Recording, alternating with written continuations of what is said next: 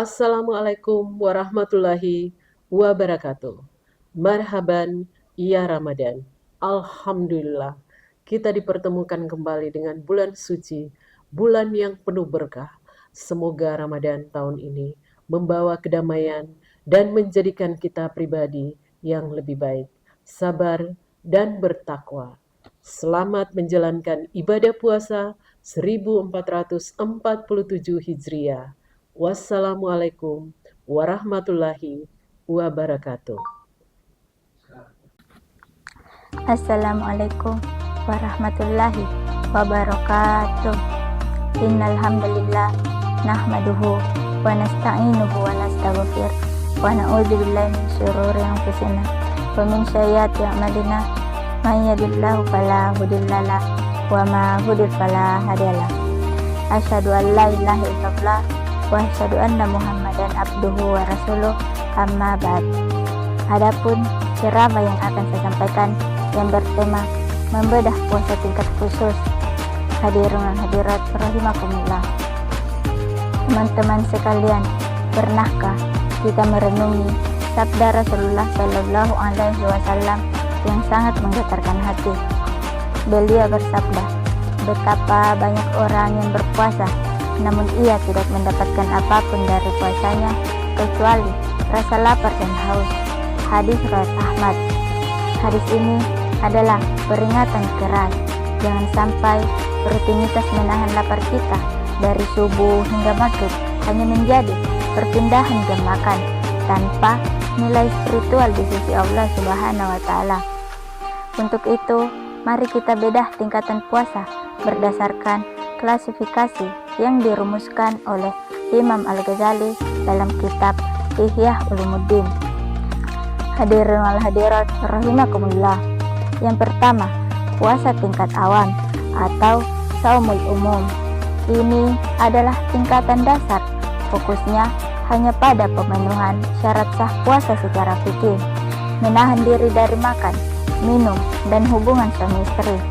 Ciri khasnya, perut lapar, kerongkongan kering, tapi lisan masih asyik bergibah, mata masih liar melihat yang haram, dan jari masih lincah mengetik ujaran kebencian di media sosial. Hasilnya, puasanya sah di mata hukum, tapi kosong dalam timbangan pahala. Yang kedua, puasa tingkat khusus atau shaumul khusus. Inilah yang kita kejar tahun ini. Imam Al-Ghazali menyebutnya sebagai puasanya orang-orang soleh. Di tingkatan ini, bukan hanya perut yang berpuasa, tapi seluruh anggota tubuh ikut menahan diri. Mata yang berpuasa menundukkan pandangan dari kemaksiatan dan hal-hal yang melalaikan. Telinga yang berpuasa berhenti mendengarkan fitnah, musik yang tidak bermanfaat, atau pembicaraan yang sia-sia.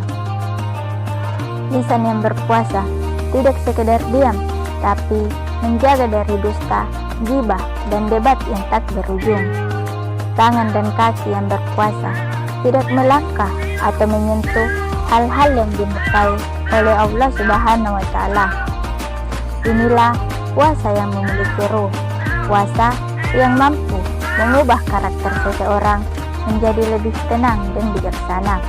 Yang ketiga, puasa tingkat istimewa atau shaumul khususil khusus. Ini adalah puncak tertinggi, yakni puasanya hati. Puasa ini adalah puasanya para nabi dan siddiqin. Fokusnya bukan lagi hanya pada fisik atau anggota tubuh, melainkan pada pikiran dan hati. Di level ini, seseorang dianggap berbuka atau batal puasanya jika hatinya sedikit saja berpaling dari mengingat Allah Subhanahu wa Ta'ala. Jika ia terlalu memikirkan urusan duniawi secara berlebihan saat puasa, hatinya merasa berdosa. Teman-teman sekalian, bagaimanakah cara kita naik ke kelas tingkat khusus?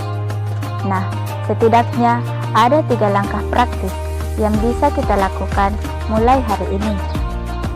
Yang pertama, digital detox. Kurangi scrolling yang tidak perlu, karena media sosial adalah tempat tercepat lunturnya pahala puasa karena ghibah visual dan lisan digital. Yang kedua, menjaga lisan. Gunakan rumus, bicara yang baik atau diam. Jika ingin mengomentari hidup orang lain, segera ganti dengan istighfar. Yang ketiga, hadirkan hati saat ibadah. Jangan jadikan salat tarawih atau tilawah Quran sekedar target khatam, tapi rasakan setiap ayat yang masuk ke relung jiwa. A'udzubillahi minasyaitonir rajim. Ya ayyuhalladzina amanu kutiba alaikumusiyam kama kutiba alal ladzina min qablikum la'allakum tattaqun.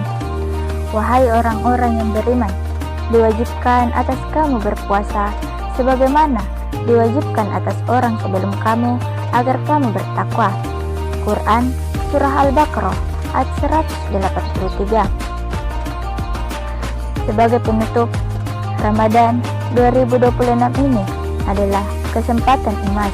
Kita tidak tahu apakah tahun depan kita masih bisa menghirup udara bulan suci ini. Mari kita bertekad, ya Allah, tahun ini aku tidak ingin sekedar lapar dan haus. Aku ingin mataku, telingaku, dan hatiku ikut bersujud kepadamu melalui puasa ini. Semoga Allah mengangkat derajat puasa kita dari sekedar puasa awam menuju puasa tingkat khusus yang diridhoinya. Cukup sekian, lebih dan kurangnya mohon dimaafkan. Saya akhiri dengan nun wal qalami wa ma yas'urun fastabiqul khairat. Wassalamualaikum warahmatullahi wabarakatuh.